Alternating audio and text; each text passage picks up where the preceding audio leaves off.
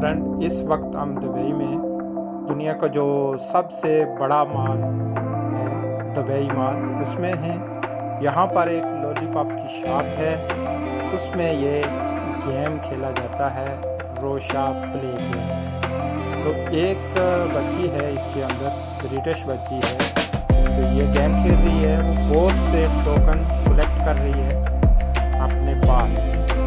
बाद में इनकी जो एक लेडी है वो बाकट लेकर आएगी, उसको जितने भी इसमें कलेक्ट किए टोकन वो उससे लेके उसको फिर इनाम दिया जाएगा।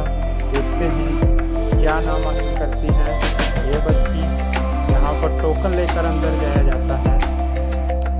बच्ची ने टोकन लिया और ये गेम खेल लिया है।